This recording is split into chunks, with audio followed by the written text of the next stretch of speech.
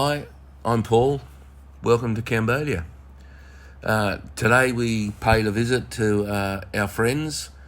Gentile and Norre. They have a organic orange farm. Now, where it's located is about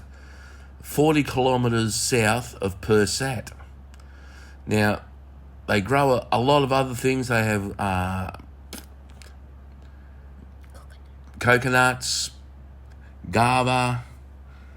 ducks, chickens, durian, coconuts, all organically. So I've put my email address on the bottom of the page. So if you would like a box of oranges delivered to Phnom Penh, drop me a line, and price is unbelievably cheap. So anyway, hope you enjoy the video, and okay, I'm going to introduce you to Norre now. She's coming up next, and she knows all about the farm. It's her farm, and she'll run you through what she's got and what the process is with the oranges and all of that. So please enjoy the video, and don't forget, like, subscribe, and maybe share. I haven't said that one before, but share, and we'll see if we can keep this rolling. Hope you enjoy. Thanks for watching.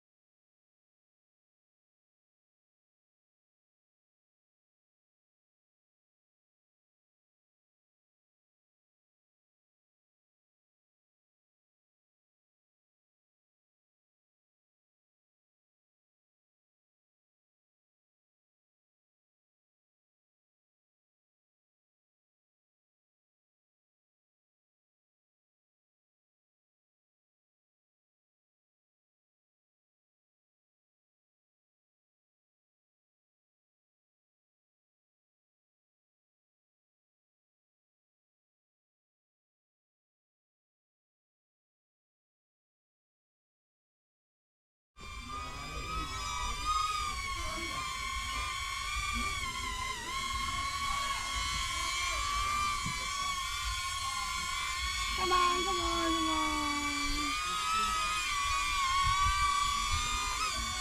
Giờ đây đã còn biết thuộc đi thuộc này trời. Dạ.ចំការស្លឹកក្រូចនេះខ្ញុំបានដាក់សនាមឲ្យដោយសារទីនេះគឺមានភ្នំមួយឈ្មោះភ្នំស្លឹកហើយខ្ញុំបានដាំក្រូចនៅទីនេះមានផ្ទៃដីសរុបទាំងអស់វា52ហត្ថ តែខាងខ្ញុំនេះបានដាំក្រូចពោធិ៍សាត់យើងនឹងតែចំនួនតែ8ហត្ថទេហើយយើងបានបែងចែកជាចំការក្រូចចំការដូងហើយនឹងមានការដាំតរ៉េនតិចតួចដែរនឹងដំណាំហូបផ្លែច្រើនមុខទៀតតោះទៅមើលទាំងអស់គ្នានេះជាផ្ទះខ្ញុំយើងបានសាងសង់តាំងពីឆ្នាំ2015មកម្លេះគិតទៅមានរយៈពេល15វា10ឆ្នាំហើយហើយមានការចិញ្ចឹមសត្វចិញ្ចឹមអីនេះដើម្បីហូបមានកញ្ញាលមានមាន់មានទាអត់ដឹងនិយាយអីទៀតទេចំពោះការថែរក្សាដើមតើមានវិធីសាស្ត្រអីក្នុងការថែរក្សាដើមក្រូចប្រចាំឆ្នាំតាមពិតនេះខ្ញុំនិងគ្រួសារខ្ញុំគឺជាអ្នកធ្វើការមិនមែនមានជំនាញក្នុងការដែលធ្វើដំណាំទេយើងធ្វើដំណាំនេះដោយសារការស្រឡាញ់ដូច្នេះក៏បង្កើតទីនេះឡើងដើម្បីជាការកំសាន្តផងជាការថែរក្សាមួយថាដីកុំឲ្យវា អស់ជីជាតិដែរនៅពេលដែលយើងមានដំណាំនៅលើហ្នឹងដីក៏វាធ្វើឲ្យវាមានជីជាតិបន្តទៀតដែរចំពោះការថែរក្សាគឺយើងយកបទពិសោធន៍ពីការដាំដុះហើយសិក្សាពីអ្នកដែលមានជំនាញអីផ្សេងយកមកធ្វើហើយការដែលយើងប្រើប្រាស់ជីបែបនេះទៅលើដើមក្រូចក៏យើងមិនប្រើជីគីមីអីដែរយើងប្រើជីប្រភេទជីអอร์ហ្គានិកឬមួយក៏ជីកប៉ោះទៅតាមពេលវេលាផ្លាស់ប្ដូរមួយឆ្នាំពីរដងយើងដាក់លាយគ្នាទៅហើយក្រូចនេះផ្ដល់ផលមួយឆ្នាំប៉ុន្មានដងដែរក្រូចគឺវាជាធម្មតាគឺវាមានរដូវក្រូចត្រូវរដូវនិងខុសរដូវវាមានខុសរដូវនៅពេលដែលមានភ្លៀងកក់ខែទៅវាមានផ្កាមានផ្លែហើយបើត្រូវរដូវវិញគឺយើងប្រមូលផលនៅក្នុងខែ10 11 12បើខុសរដូវយើងប្រមូលនៅក្នុងខែ7 8តែវាតិចតួចទេសម្រាប់ការខុសរដូវហ្នឹង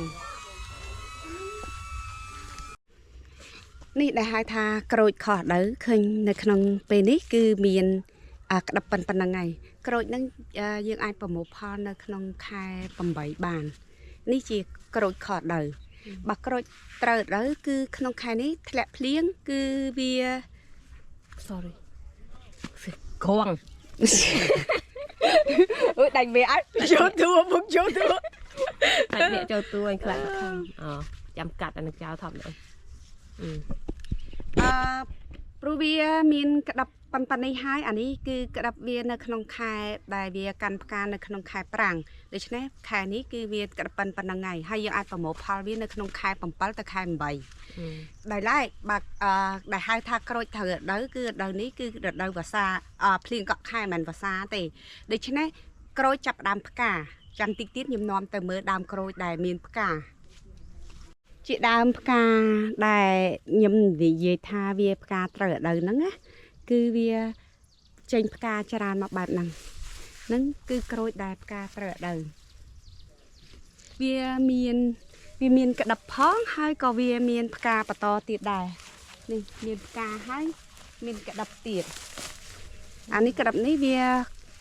ផ្កាខត់ពេលផ្កាខែប្រាំងខត់ដៅផ្លែខត់ដៅហើយហ្នឹងឈ្ងុយក្អូប